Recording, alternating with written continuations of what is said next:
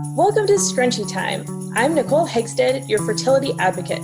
After 6 years of infertility and 3 miscarriages, I decided that I needed to become the advocate for my own body. If you're exhausted from struggling to get pregnant and want to know more about how I can help, check out my website at www.nicolehegsted.com. And I'm Bridget May, your children's health expert. My son was born with a heart condition that led to 3 open heart surgeries, cath labs, a tracheostomy, and a ventilator. After being fed up with mixed opinions, I became my children's own advocate. If your child's health is lacking, then check out my website at www.bridgetmay.com to find out more how I can help. Put your hair up and pay attention while we discuss today's hottest topics concerning female hormones and healthy kiddos. We aren't silky. We aren't crunchy. We're scrunchy. Hi, and welcome back to Scrunchy Time. So today we have another guest speaker. Our wonderful friend Hannah Fellows is with us today, and we are going to be talking about emotion clearing. So I will just let Hannah take it away and tell us what it is. All right, so glad to be back here. It's been a while since I was on here the last time. So yeah, really excited about this episode. And yeah, we wanted to talk about emotion clearing, which we all know that we go through many difficult times in our lives, and we experience traumas, we experience negative emotions, we experience so many different things that are unpleasant, or it doesn't even have to be traumatic. It can be just a hard moment or a hard feeling or grief or unhappiness, or even, as we have found out, too much joy. We can talk about that later, but those emotions, those negative emotions, can actually get trapped in our body. And the study of emotion clearing and finding these trapped emotions within our bodies, one of the best books that we have read has been The Emotion Code by Dr. Bradley Nelson. You can find it for free on PDFs. Just search free PDF, The Emotion Code. You will find the book, and you can read it, and he can explain it so much better than we can in a short podcast. But basically, it is based in muscle testing, or applied kinesiology, which is the study of body movements, the electromagnetic currents within the body. We are all connected by energy. We are all made of energy. And those trapped emotions are literally balls of energy vibrating in different frequencies. We all vibrate at a frequency, and we are made of energy, so energy vibrates at a certain frequency. Lower frequencies aren't good, higher frequencies are bad. So those little balls of energy that are trapped emotions can get stuck in our hearts, our knees, our necks, our brains, our wherever.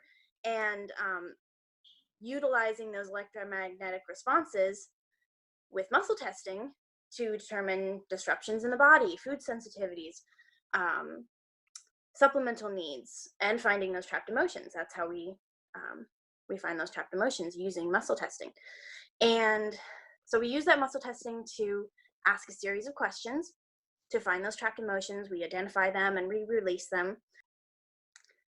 Releasing trapped emotions creates a perfect conditions for our body to actually heal. So that's why it is so important to find these emotions, to identify what they are, to release them properly, and allow our body to actually move on. Because that's why they get trapped in the first place, is that we haven't actually processed these emotions fully, completely, and our body still thinks that it needs to deal with them in some way, and it's usually not a good way. It's usually by burying them somewhere, and burying that energy somewhere that causes us depression, anxiety, blocking love and happiness, causing disconnection from others. They can even cause physical pain and even disease. If you may notice that you have a knee pain, you can release a trapped emotion from something. You can find it could be a trapped emotion from years and years ago, and suddenly you'll notice that if you release it, then you don't have that knee pain anymore. So yeah, basically that is the what emotion clearing is and how it affects our bodies. So It's such an amazing thing. It really is, that our bodies have a way to protect ourselves from mhm, from these things, and when we experience that kind of trauma and we can't process it, I mean, imagine how bad it would be if we just allowed that grief to run rampant in our body, and so our body, instead of saying, well, we're just going to let that negative electrical currency run through our body all the time and you can just feel sad forever. No, we're going to trap it and put it away somewhere, and we won't deal with it, so that way you can feel safe. And I think that's just an amazing thing. I really do. I really, really do. And it's important to note too that when we're talking about energy, we're talking about electrical energy. I've had a lot of people, and you probably too have, Hannah, as well, where you start talking about energy and people think you're talking about like spiritual woo-woo stuff, and it's like, no, this is electromagnetic energy that runs in every single atom. And it's really funny too, because then you say to people, we have electricity in our body, and they're like, wait, what? And then you're like, okay, do you remember an atom and the electron and the neutron, and there's electricity inside, and if you split that in half you get a bomb. This is on the atomic level, and we're made of atoms. The atoms make up our cells, and so our cells have energy. And so it's hysterical when you like break it down to that level. Suddenly people understand, oh, this is scientific, but right. as soon as we hear, oh, we have electricity in our body, they think, oh, the Matrix, what are you talking about? No, yeah, I literally started, if I'm describing this to someone, if you just say applied kinesiology, if you just say emotion clearing, etc., you do get a lot of judgment. You get a lot of like, oh yeah, you're one of those people, crazy. Yeah. So I started throwing in the word quantum mechanics because I just heard somebody talking about, well, a while ago anyways, heard somebody talking about this, and they mentioned that this is based in quantum mechanics. This is something you could read a book on quantum mechanics and find this information. I obviously have not done that. So I am not a quantum mechanic at all. So, but I like having that word of like, oh, this is like, look up quantum mechanics. If you want to know what this is, just go look up mechanics, because you will find this information. It is legitimate. It is real. Just don't Google it, because then everybody, all that you're going to find is emotion clearing doesn't work. Science has proven this over and over that it doesn't work. It's not a thing. Yeah, kinesiology is dumb and stupid, and there's no way that it could possibly work. So, but the proof of this is all in personal experiences, because you have personal people, real people, personal experiences that have been life changing through muscle testing, through emotion clearing. It's the proof is in the pudding, basically. So Absolutely. yeah, science can say whatever it wants to say and whatever it's paid to say, but when you have real people that are having good experiences with this, then it's hard not to be okay with it. It's hard not to. That's my thing across the board. Is when I was first told even about applied kinesiology back in my teens, I was like, okay. And then they did it to me and it was for supplementation at the time, to see what kind of supplements I needed. And I walked away believing it, because and I'm going to explain in a minute how that's done, but you can't experience it and not believe in it. Like it's one of those things where it is a personal thing. Right. And I am a believer in it because of my personal experience with it. I'm not going to sit here and tell everybody you have to do this, even though I think it's beneficial for everyone. Everyone has freedom of choice in this matter. Like, you decide. But I am a firm believer in the whole thing. So actually applied kinesiology, I'll just go into that now. So when you do applied kinesiology, you have someone hold their arm up, and I'm going to bend my arm so you can see, but technically you'd have them hold it out. And then you ask them a question like, do you have a trapped emotion? And then you press on their arm. And if their arm stays strong, then that's a positive electrical current, and that means yes. And if your arm drops, then that's a negative electrical current, and that means no.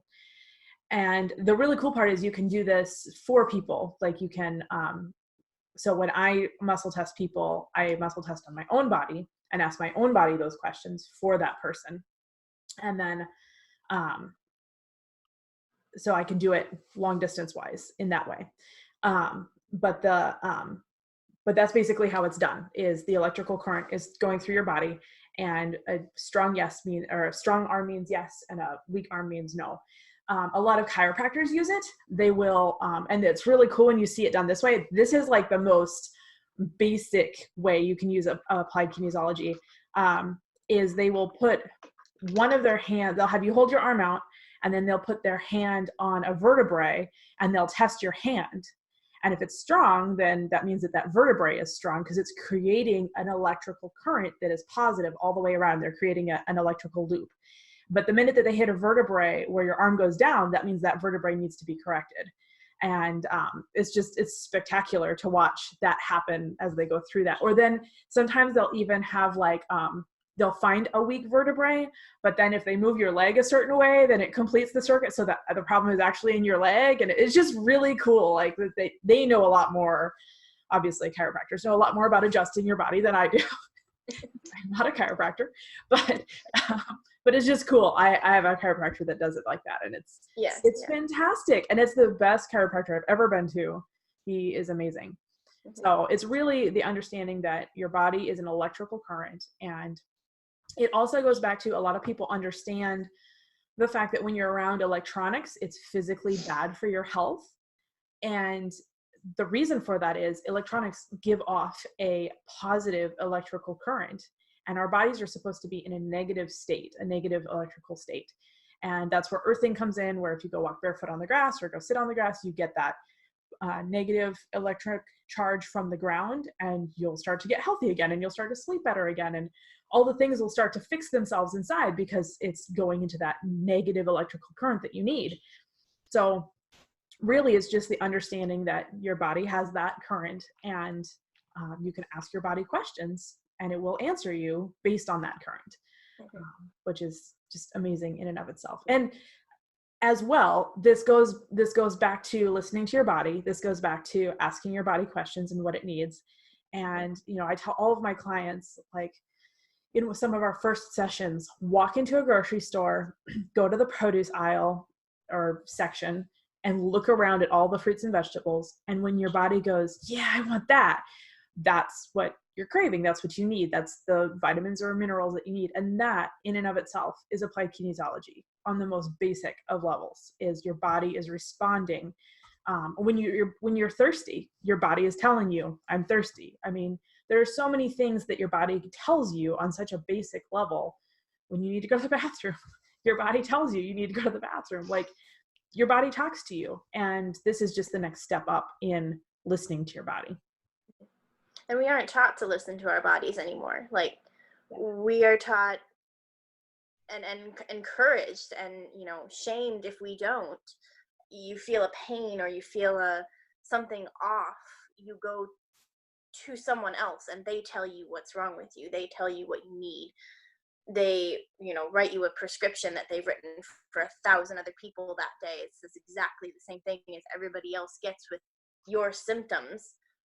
And so we aren't taught to listen closer to our bodies, to understand, to ask deeper questions, and that's one of the biggest things I have, when you talk to somebody who's been sick for a while, or they've, struggled with something, and they go from a, traditional medicine doctor, and suddenly they go start seeing a naturopath or a chiropractor, they're shocked at how many questions they ask and how deep they go. It's like, okay, it's not, oh, you have pain in your back, here's this pill for back pain. Mm-hmm. The naturopath or the chiropractor or kinesiologist or somebody else like that is going to start, well, what did you have for dinner?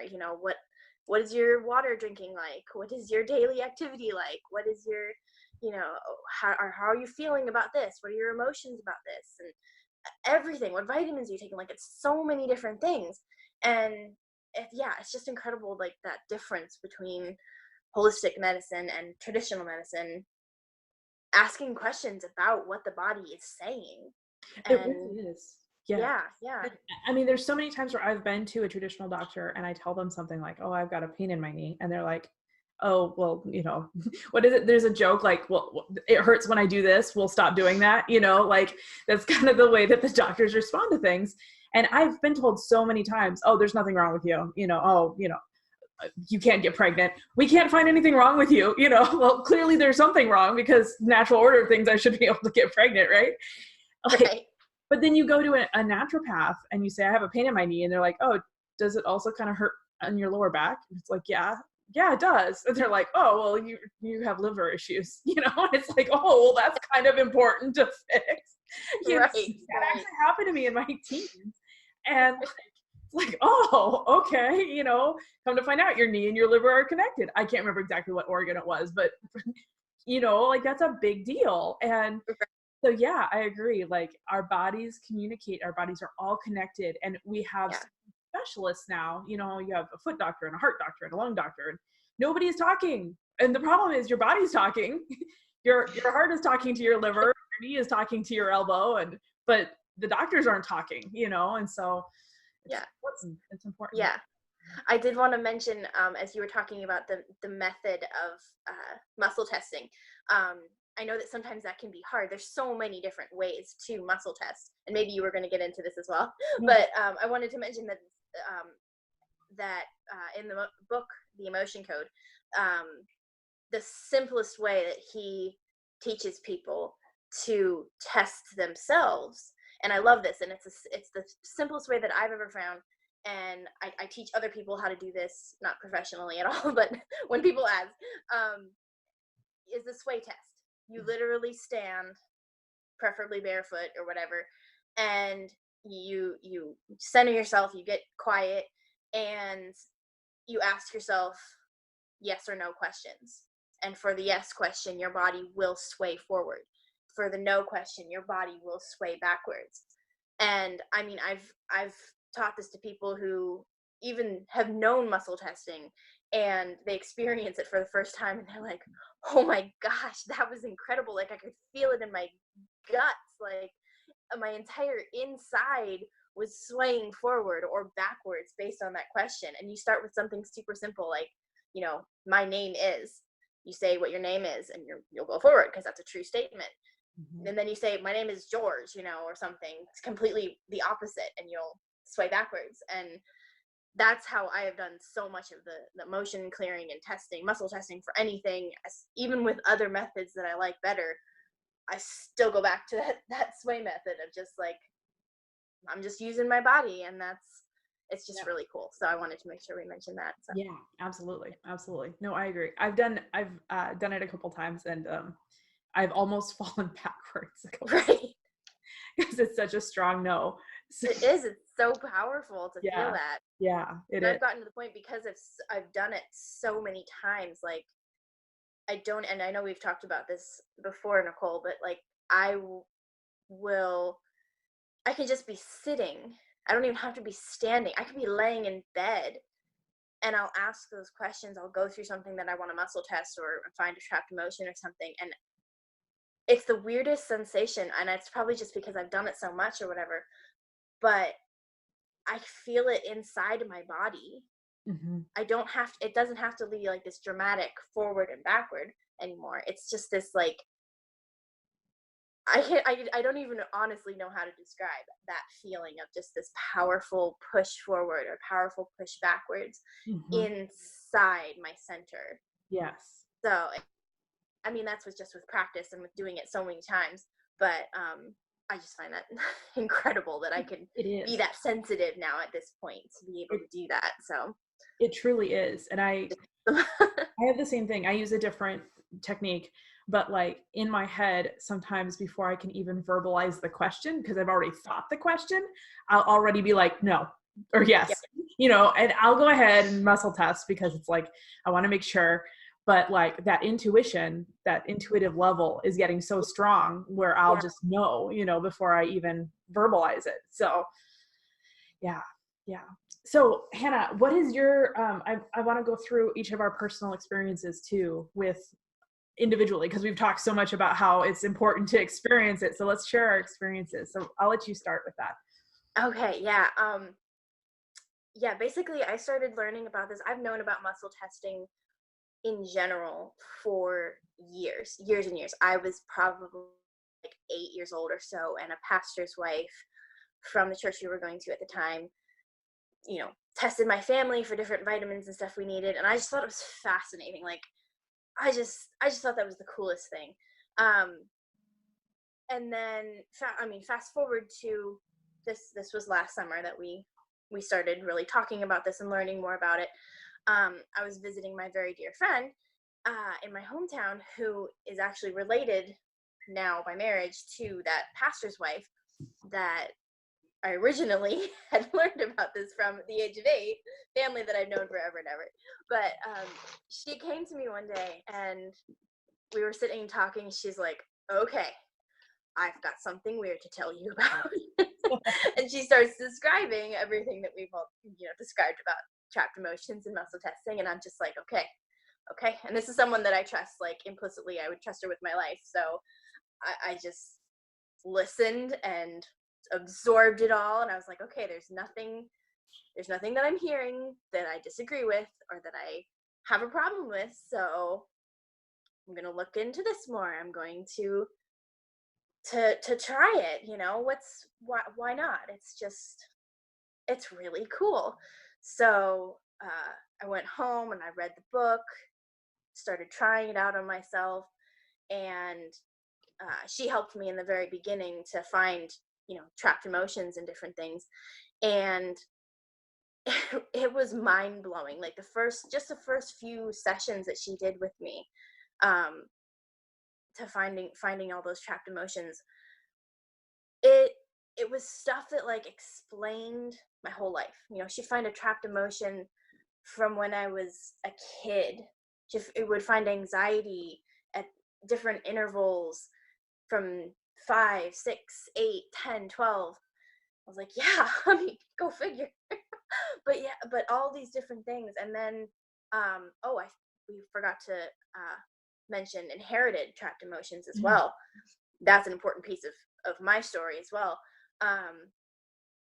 You can inherit if a great grandfather or a great uncle, even uncles and aunts, I think we can go as far as that, experiences a trauma and doesn't deal with it and has that trapped emotion, it can get passed down genetically. And you can find those, and it's amazing to find those, because you'll find them from 10, 15 generations in the past, or you'll find them from your grandmother, or you'll find them from your parent. And it's absolutely shocking to find those. And she'd find, we kept finding more and more of those. And it just explained so much about things I'd experienced in the past. And I just felt freer for having seen all of those and dealt with them, and being able to look at those emotions and understand what they were. Number one, sometimes you go through a trauma and you don't exactly know how you feel about it.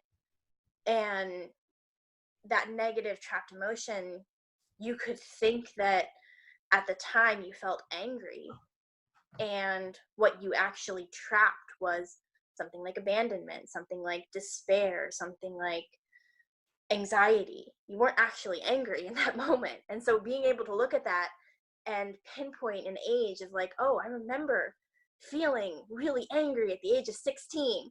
Well, that's not what I trapped. I trapped abandonment. I trapped discouragement. I trapped effort unreceived. I trapped all these other things other than what I thought I felt. And so that was so like, should I say as an Enneagram 4? As an Enneagram 4, I love to process things. Like, to other people's demise, I love to process things. It drives my mother crazy. It drives Nicole crazy. She's like, get over it. Come on, let's move on.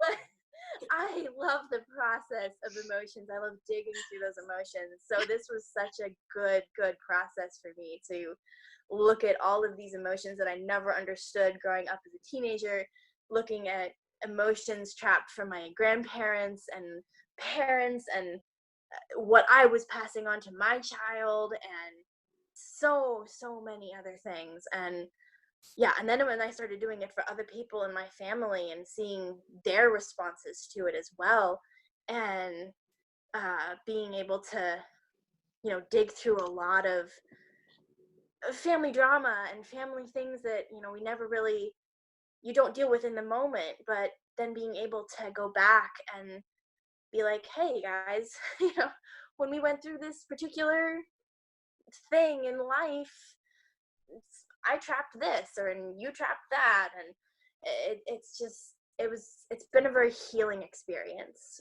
for me and several members of my family and friends, and it just has trickled down incredibly, absolutely incredibly. So, and then going through my miscarriages, it has been so helpful to be able to look into that and almost preventatively, like, okay, I know I'm experiencing grief, so I'm going to make sure I'm continually clearing that grief and that and all of those other emotions that you think you're experiencing grief, and you actually trap effort unreceived and abandonment and all these other things. So being able to dig through all of that, continually and keeping up on it is just so freeing and so healing and so insightful. And yeah, it's made quite a difference in my life, and I know many other people's. So Absolutely. yeah. I agree. Yes, there's so much. I just feel like, I want to say so much right now. So obviously you introduced this to me about a year ago now, I think like early September of last year. And so of course at first I was like, yeah, go ahead and do it for me. Like I wasn't going to do it for myself. I didn't know how and all that kind of stuff. And so when you came back with the first findings of like 5 or 6 trapped emotions, and you were like, girl, what happened to you at 21? And I won't go into what happened to me at 21 because it's very personal, but we spent the rest of the day talking about what happened to me at 21. And I was sold, like from that moment on, like you had no clue that this thing had happened to me. And to be able to muscle test and not know and find all of these trapped emotions and everything from self-hatred to abandonment to effort unreceived. I mean, it was insane, the stuff that you had found, all centered around that time. And that's something I found in my clients too when I emotion cleared them. There are lots of times where I'll come back and be like, so what happened? What's your birth story? Like what happened the day you were born? Because everyone seems to have some trapped emotion on the day they were born. It's been very interesting.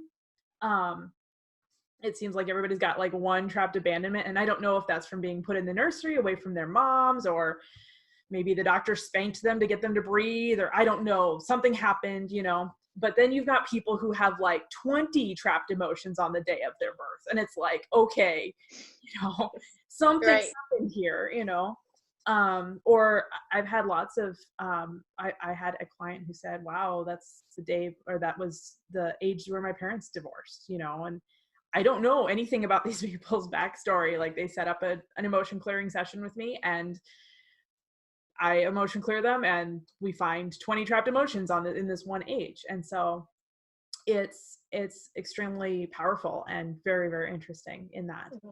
And I totally agree with you on the inherited emotions part. I had trapped emotions on my mom's side and my dad's side. And I can see, like, as soon as I saw which ones were my mom's side and which ones were my dad's side, I was like, this has literally shaped my family history. Like, I can totally see how this is the trapped emotion of this family line, Like, yes, my mom's side are all like really German, larger people. We turn to food a lot. And I see why now. Like, I see an entire family that's been shaped of like, are you feeling sad? Here is some food, here is some stroganoff and some schnitzel. And it's hysterical because I see that. And then my dad's side, we had a ton of trapped abandonment on his side. And it was amazing because I am fortunate enough that my father and his mother did a ton of research into our genealogy on his side. And so I know people, like I knew who it was talking about when I'd be like going back through the line, and I was like, I knew who the people were and their names and everything. And so, cause I know my ancestors like back to the 1500s. And the first person that trapped this abandonment that had been passed all the way down to me, trapped it in 1510 when he came to America. Wow. Yeah. And it dawned on me, like my own moving, I've moved a lot in my life. And in looking back, when I moved away from my parents, I felt abandoned. And I never justified that because I wasn't abandoned. I left them, So how can I feel abandoned? Well, you still have those emotions of leaving home. And like, I moved like 6 hours away and I was all by myself and all the things that happened with that. And it like, I really resonated with this person I've never even met way back when in the 1500s, that he, of course, chose to leave everything he knew. I mean, imagine leaving your country, sailing across the ocean, ending up in this brand new country. I mean, it's got to be completely foreign. There's no roads. There's no, anything that And he had to have felt abandoned. And that got passed from generation to generation. And I see how that has shaped my family history as well. And so it's just, it is amazing. It is amazing. And I feel like I've been able to go back and heal so many things that I knew were bothering me, things that I didn't realize were bothering me. And I don't know if either of you have ever had that experience where you're just going along in your day and you suddenly remember something from when you were like 13 and you're like, oh yeah, like either that person did this to me or I did this to somebody else and I feel really guilty and I can never go back and apologize. I'm just a bad person. Type 1 over here. Evil, just go die because of that thing you did at 13. So that has stopped for me, actually. Those little blips of like, oh man, that was so humiliating, and oh man, that was so whatever. And I firmly believe that was because I had trapped emotions in my body that I had not processed. And they came back as memories because those emotions are like, hey, I'm still sitting down here in your kidney. Like, you got to deal with me at some point. And I truly am terrified of who I would have become in my older years had I not dealt with this. Like, the amount of angst, I guess, the amount of like heartbreak and haunting sadness that I have dealt with in my life with these trapped emotions that I could never pinpoint. Like, I just feel sad or I just feel depressed. Like, that's all gone away. And I see how that wears on people. And I look at my parents and I look at my grandparents and how people just become like angry and bitter in their older years, and I think that comes from this. I really do. I think it comes from not dealing with these things, and they get trapped and they build and build and build. And then you just become bitter and angry at people and you don't even know why. Like, it's just like, I'm hurting, so therefore you need to suck it up too, and we get that attitude from the older people. And I really think that this is where that comes from. I really do. Which explains so much. Like, when you think of it in that way, I mean, like, that is how so many people, especially, I mean, we don't want to pick on the older generation, but we can pick on them a little bit. Especially older generations who have gone through so much trauma, like wars and diseases, and they have lost every one of their family members. They're the sole survivor. They have lost children. They've gone through miscarriages without any support because they grew up in, they were having babies in the 50s, you know, and on and on and on and on. They, you know, they watched their brothers in arms die in Vietnam, and they come to, you know, our generation and younger generations with this attitude of, well, I suffered, I survived, you will too. So I'm not going to help you. I'm not going to have any compassion for you. And that's just how it's going to be. And I mean, and that's within saying people our age can be exactly the same way because, and younger people, and it doesn't matter what age you are, you can still be a jerk about helping people and having compassion for people. But I do think that it goes back to, you've experienced trauma in your life. You've experienced hurt and these horrible emotions, and you haven't dealt with them because you've been told by every other emotionally constipated generation to suck it up and get over it and move and just deal because everybody else has had to as well. Mm-hmm. Instead of dealing with those emotions, understanding that you have been hurt, you have been through trauma, clearing those emotions if you know about this and you agree with it, and if not, just acknowledging the fact that this happened. Mm-hmm. You felt this way. You don't have to hide it. You don't have to feel sorry for it. You don't have to feel weak for it. You just have to deal with it and then move on. Not move on before you deal with it. Yeah. And then turn around and have compassion for people who are going through the same things, in an effort to make sure that they don't become bitter people like you are. Right. Yeah. And just continuing the cycle. Stop the cycle. Mm-hmm. Stop the cycle. Be who you needed when you were going through that trauma. Maybe had you come home from Vietnam and had a warm welcome and a loving family that helped you through your PTSD, you wouldn't be a bitter old man standing on your yard shooting at kids in your yard. You would have compassion for other people. Right. I mean, and maybe if you were a woman who had gone through your miscarriages with love and support and kindness, and somebody who told you, well, it wasn't actually a baby. If you didn't have that person that was standing there telling you, well, it wasn't actually a baby, or you weren't far enough along, or you didn't tell anybody because you feared judgment or whatever, if you'd actually had support and love, you wouldn't be telling another generation of people to just get over the loss of their baby. You know, I mean, we could take 100 examples like that, and the bottom line is stop the cycle. Yes. Deal with your emotions. Be who you needed to be when you were going through that trauma. And maybe for future generations won't have so many trapped emotions to deal with. Maybe our kids won't have so much crap to sort through in their 20s and 30s. Absolutely. You know, maybe Absolutely. they won't have to sit on a podcast talking about all the trapped emotions that their parents passed on to them. Absolutely. You know, I know, Bridget, it's your turn here, but I'm going to add one more thing too before I switch it over to you. I grew up in a family that was very anti-emotions, very suck it up and take it like a man, very, you know, oh, does that make you feel sad? You know, like just very much that way. And the emotion was happiness and there was anger.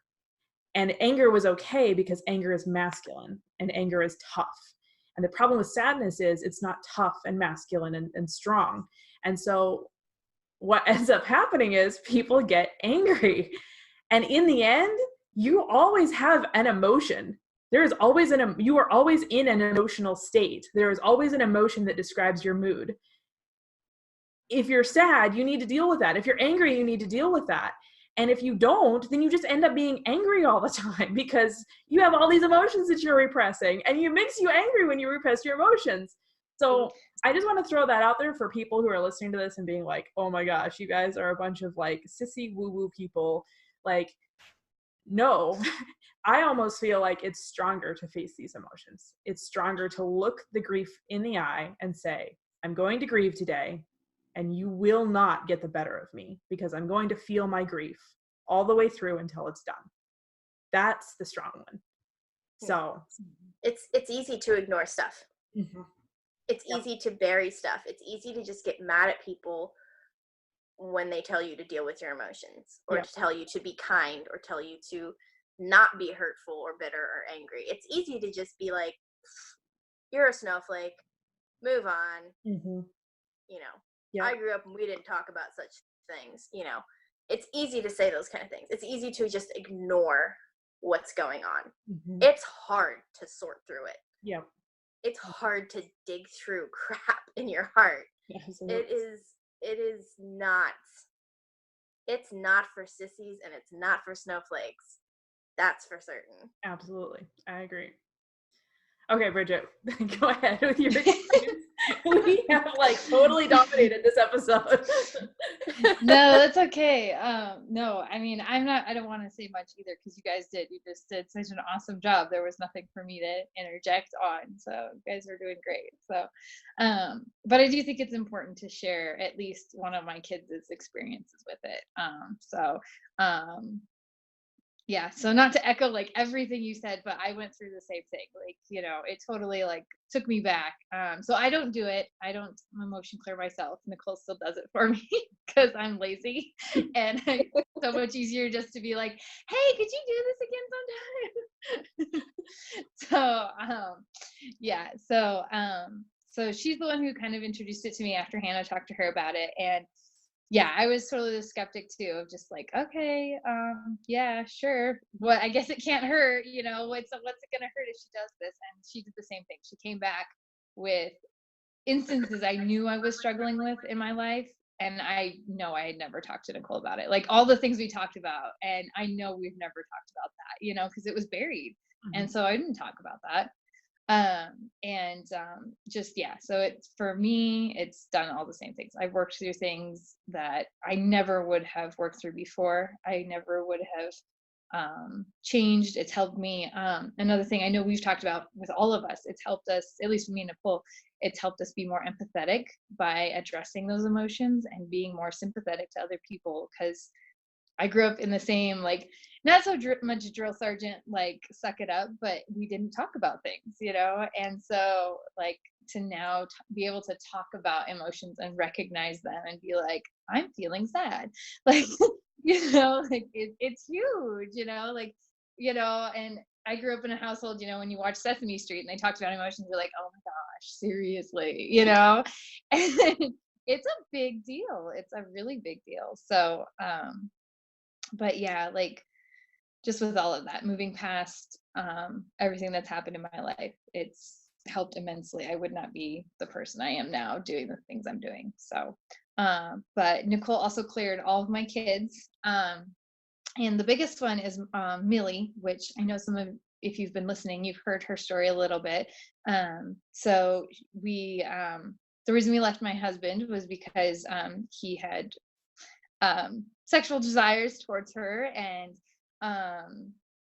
I, you know, don't know if he did anything to her or not, but you know, she as a child was always very withdrawn and pulled back from me, especially. Like, we did not have that connection that I like had with my son and stuff like that. And I always thought that was weird, you know, but you know, second child, all the things, she didn't get as much time as he did, you know, just kind of chalked it up to personalities and whatnot. And it was literally the day Nicole emotion cleared her. I mean, it was within, you know, 24 hours, a switch was flipped and she opened up. She started talking. She was happy. Like, she was not happy before. Like, she just has grump face, you know, like she is resting bitch face all the time. Like, that is that was her personality.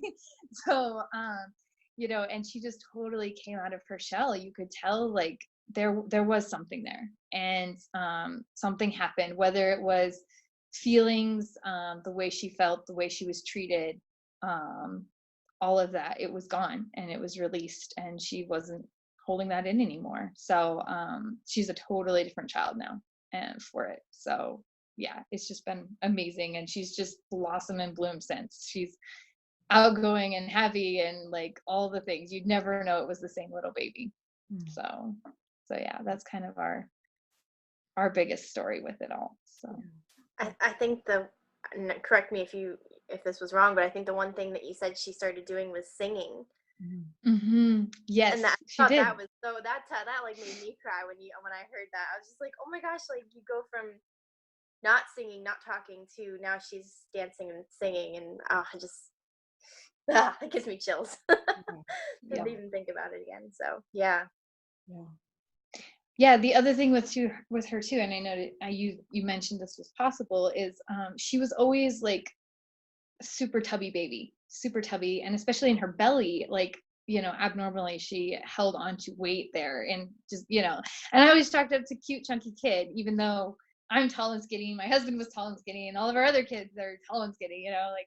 And that was another thing, is she thinned out and lost that extra weight and stuff too. So, you know, she was harboring it there as well. And I think that's where the trapped emotion was in her stomach. I feel like there was, I think it was too. we had, because that was one thing we noticed, because then she started to like lose that. And so there was also physical signs that something was released as well. So.